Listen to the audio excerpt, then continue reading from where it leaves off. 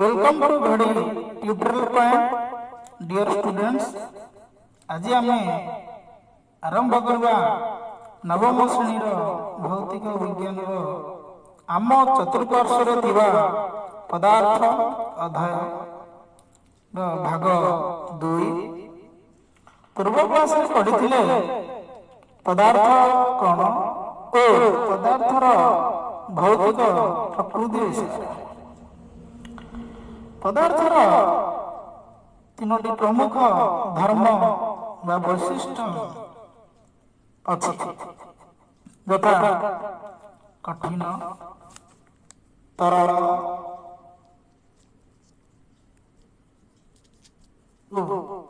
गैसीय solid liquid gas.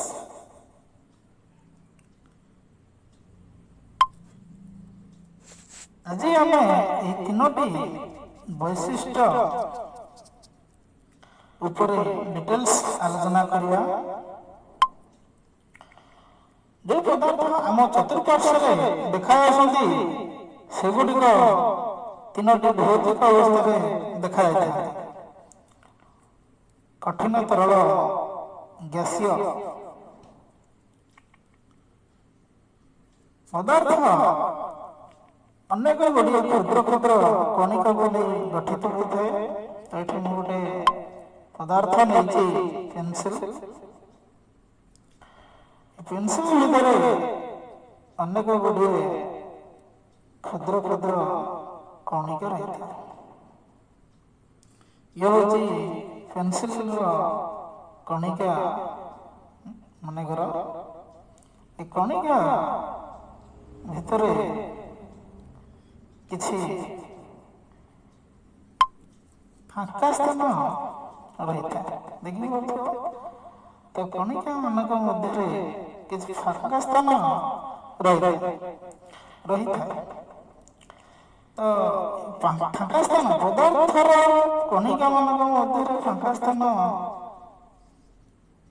बुझा आमको गोटे परीक्षा करने पड़ो।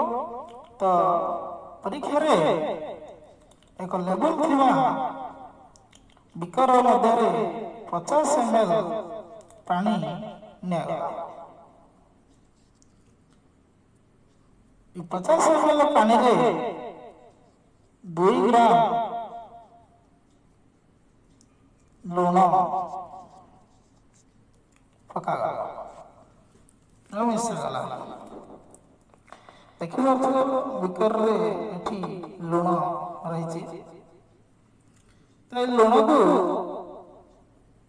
किसी समय एक चामच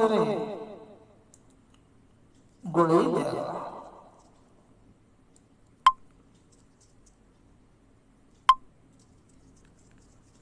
गोलैला मिसेला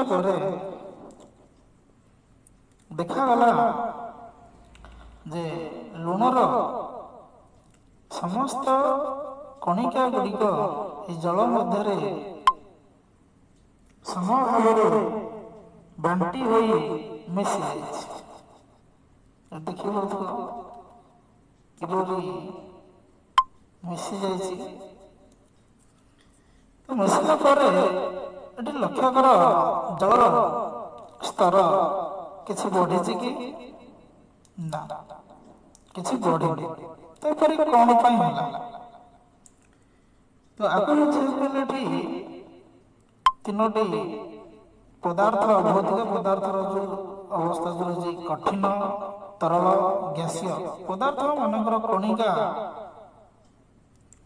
धर्म विषय ये बुझा। तो देख कणिका मान कठिन कठिन पदार्थ कणिका मान मध्य बहुत कम फांका स्थान रही थाए। कठिन पदार्थ तुलन तरल पदार्थ कणिका मान मध्य अधिक फांका स्थान रही थाए। तरल पदार्थ तुलन गैसीय पदार्थ मध्य अधिक परिमाण ଫାଙ୍କା ସ୍ଥାନ ରହିଛି। ତ ସେଇଭଳି ଯେତେବେଳେ ଆମେ ଜଳରେ 2 ଗ୍ରାମ ଲୁଣ ମିଶାଇଲେ ସେତେବେଳେ ଏହି ଜଳର କଣାର ଫାଙ୍କା ସ୍ଥାନ ମଧ୍ୟରେ ଲୁଣର କଣିକା ଗୁଡ଼ିକ ଦେଖ ଏଠି ମୁଁ ମନେକର ଏଇଟାକୁ ଧର ଲୁଣ ଜଳର କଣିକା, ତ କଣିକା ଭିତରେ ଲୁଣର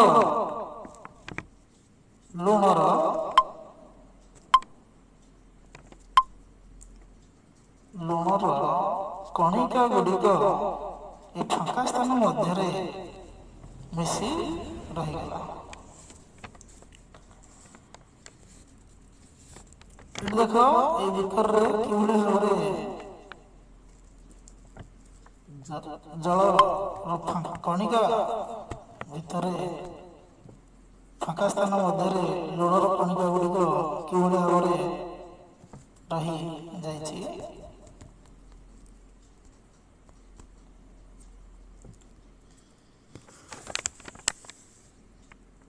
ତ ଯେତେବେଳେ ଆମେ ଚା, କଫି କିମ୍ବା ଲେମ୍ବୁ ପାଣି ତିଆରି କରୁ, ଗୋଟେ ପ୍ରକାର ପଦାର୍ଥର କଣିକା ଗୁଡ଼ିକ ଅନ୍ୟ ପଦାର୍ଥର କଣିକା ମଧ୍ୟରେ ଥିବା ଫାଙ୍କା ସ୍ଥାନ ମଧ୍ୟରେ ରହିଯାଆନ୍ତି। ଏହା ଦର୍ଶାଉଛି କି ପଦାର୍ଥ ମଧ୍ୟରେ ଥିବା କଣିକା ମାନଙ୍କ ମଧ୍ୟରେ ଅନେକ ଫାଙ୍କା ସ୍ଥାନ ରହିଛି।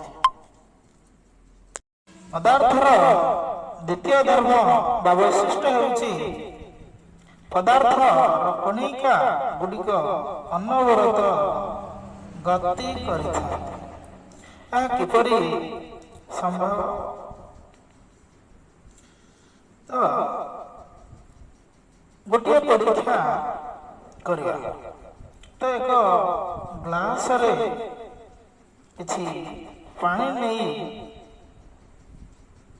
ତାକୁ 2 ଘଣ୍ଟା ପର୍ଯ୍ୟନ୍ତ ସେଭଳି ରଖିଦିଅ, ଯେପରିକି ଗ୍ଲାସରେ ଥିବା ପାଣିର ସ୍ଥିର ହୋଇଯିବ। ସେ ପାଣିରେ କିଛି ପୋଲେନ୍ ଗ୍ରେନ୍ ଅର୍ଥାତ ପରାଗ ରେଣୁ ପକେଇ ଦିଆଯାଏ। ପରାଗ ରେଣୁ ପଡ଼ିଲା ପରେ ତୁମେ ଲକ୍ଷ୍ୟ କରିବା ଯେ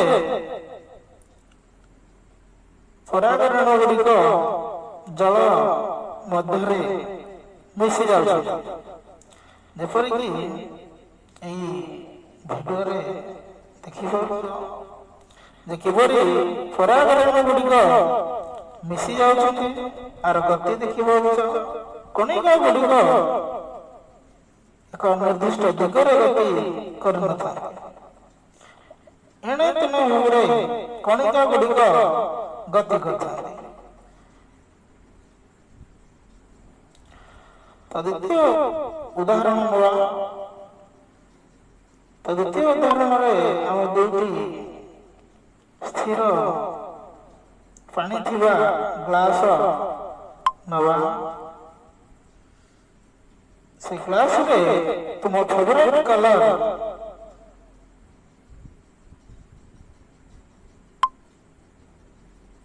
କାଳି ପକେଇ ଦିଅ।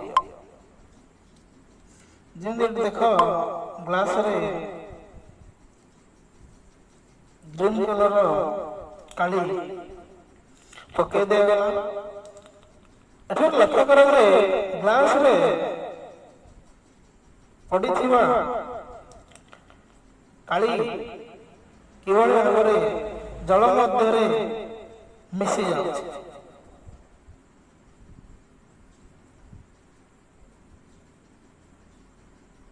ଏପରି କାହିଁକି ହେଲା?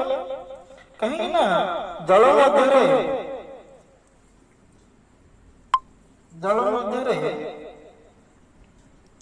କଣିକା ଗୁଡ଼ିକ ଅନବରତ ଗତି କରିଥାନ୍ତି। ଯେତେବେଳେ କାଳିର କଣିକା ଗୁଡ଼ିକ ଜଳକଣା ସଂସ୍ପର୍ଶରେ ଆସିଲା, ସେତେବେଳେ ଜଳକଣା ଗୁଡ଼ିକ କାଳିର କଣିକା ଗୁଡ଼ିକୁ ଧକ୍କା ଦେଲା, ଯାହାଫଳରେ କିଛି ସମୟ ପରେ ଏହି କାଳି ସମ୍ପୂର୍ଣ୍ଣ ରୂପେ ଗ୍ଲାସର ଜଳ ମଧ୍ୟରେ ମିଶିଗଲା। ଯଦିଓ ଆମେ କିଛି ଜଳକୁ ଗୋଳେଇ ନଥିଲେ କି ମିଶାଇ ନଥିଲେ, ସେ ଅଟୋମେଟିକ୍ ଆପେ ଆପେ ସେ ମିଶି ଯାଉଛି। ତ ତୃତୀୟ ଉଦାହରଣ ନୂଆ, ଯେପରିକି ଏକ କୋଠରୀ ମଧ୍ୟରେ ଧୂପକାଠି ଲଗାଇଲା ପରେ ତମେ ଦେଖିବ ଯେ ତୁମକୁ କିଛି ସମୟ ପରେ ଧୂପକାଠିର ବାସ୍ନା ଜଣାପଡ଼ୁଛି। ଏପରି କାହିଁକି ହେଲା? କାହିଁକି ନା ଧୂପକାଠି ଆଉ ଆମ ମଧ୍ୟରେ ବାୟୁ ରହିଛି। ବାୟୁ ଏକ ମଧ୍ୟ ପଦାର୍ଥ, ବାୟୁରେ ମଧ୍ୟ କଣିକା ଗୁଡ଼ିକ ଅନବରତ ଭାବରେ ଗତି କରିଥାନ୍ତି। ଯେତେବେଳେ ଧୂପକାଠି ଜଳିଲା, ଧୂପକାଠିର ଧୂଆଁ ବାହାରିଲା, ସେ ମଧ୍ୟ ଏକ ପଦାର୍ଥ। ତାର କଣିକା ଗୁଡ଼ିକ ଏ ବାୟୁ କଣିକା ଦ୍ୱାରା ଭାସି ଆସି ଆମ ନାକ ନିକଟକୁ ଆସିଲା ପରେ ଆମେ ବାରିପାରିଲେ ଯେ ଧୂପକାଠିର ବାସ୍ନା କଣ। ଏଥିରୁ ଆମେ ଜାଣିପାରୁଛେ ଯେ କଣିକା ଗୁଡ଼ିକ ଅନବରତ ଗତି କରିଥାନ୍ତି। ସେହିପରି ଭାବରେ ଭୋଜି ବେଳେ ଭୋଜିର ବାସ୍ନା ଆମ ନିକଟକୁ ଆସିଥାଏ। କାହିଁକି ନା ଭୋଜିର ଖାଦ୍ୟର ବାସ୍ନା ଏହି ବାୟୁ ମାଧ୍ୟମରେ ଆମ ନାକ ନିକଟକୁ ଆସିଥାଏ।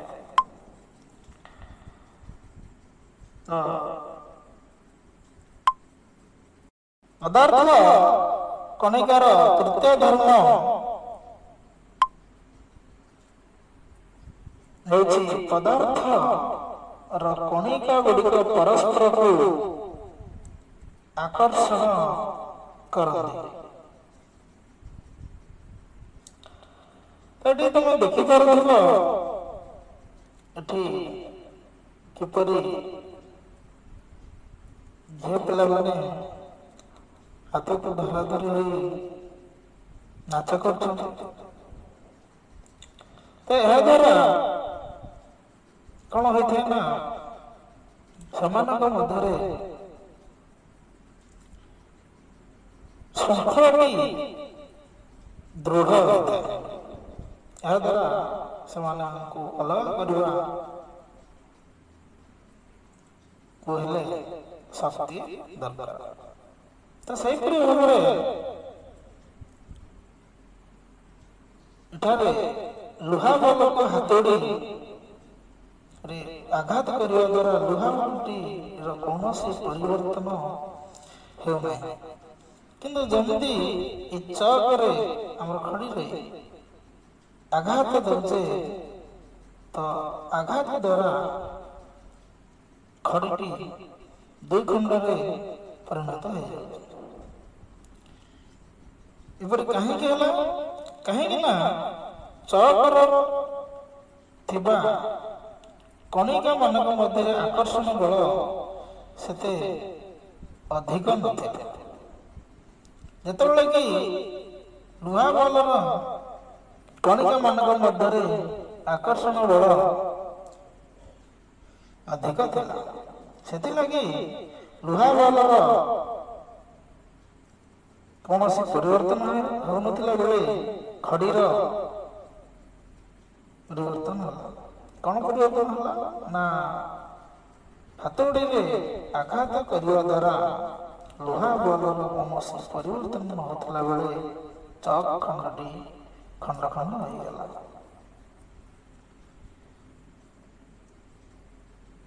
କଣିକା ଗୁଡ଼ିକ ଏତେ କ୍ଷୁଦ୍ର ଯେ ତାର ଆକାର ଆମର କଳ୍ପନାର ବହିର୍ଭୂତ। ପଦାର୍ଥର କଣିକା ଗୁଡ଼ିକ ଅତି କ୍ଷୁଦ୍ର ହୋଇଥିବାରୁ ନର୍ମାଲ ମାଇକ୍ରୋସ୍କୋପରେ ଦେଖିପାରିବା ନାହିଁ। এই କଣିକା ଗୁଡ଼ିକୁ କେଉଁଥିରେ ଦେଖିପାରିବା ନା scanning tunnel microscope STM scanning tunnel microscope ଦ୍ୱାରା ଦେଖିପାରିବା। ଗୋଟିଏ ଜଳଭଣ୍ଡାର ଥିବା କଣିକା ଗୁଡ଼ିକ ସଂଖ୍ୟା ହେଉଛି ପ୍ରାୟ 10⁻21 ଅର୍ଥାତ 10ରେ 21ଟା ଶୂନ ଦେଲେ ଯେତେ ହେବ ସେତେଟି କଣିକା ରହିଥାଏ। ଅର୍ଥାତ ଏମାନେ ଆମର ଅଣୁଜୀବ ବ୍ୟାକ୍ଟେରିଆ ମାନଙ୍କ ଠାରୁ ମଧ୍ୟ ଅତ୍ୟନ୍ତ ସାନ। ତେଣୁକରି ଏଗୁଡ଼ାକୁ ଦେଖିବାକୁ ହେଲେ ଆମକୁ ସ୍କାନିଂ ଟନେଲ ମାଇକ୍ରୋସ୍କୋପ ଦ୍ୱାରା ଦେଖିପାରିବା। ଏଥିସହିତ ଆମର ପଦାର୍ଥର 3ଟି ପ୍ରମୁଖ ଧର୍ମ ବିଷୟରେ ଆଲୋଚନା କଲେ। ତ ଏଠୁ ନୋଟ୍ କରିଦେବ, ପ୍ରଶ୍ନ ଦିଆଯାଇଛି। এই ପାଠର ପ୍ରଶ୍ନଟି ହେଲା ପଦାର୍ଥ କଣିକା ମାନଙ୍କର ଧର୍ମ ବା ବୈଶିଷ୍ଟ୍ୟ ଲେଖ। ଉତ୍ତର ଲେଖିବ ପଦାର୍ଥର କଣିକା ମାନଙ୍କ ମଧ୍ୟରେ ଫାଙ୍କା ସ୍ଥାନ ଥାଏ। ପଦାର୍ଥର କଣିକା ଗୁଡ଼ିକ ଅନବରତ ଗତି କରିଥାନ୍ତି। ପଦାର୍ଥର କଣିକା ଗୁଡ଼ିକ ପରସ୍ପରକୁ ଆକର୍ଷଣ କରନ୍ତି।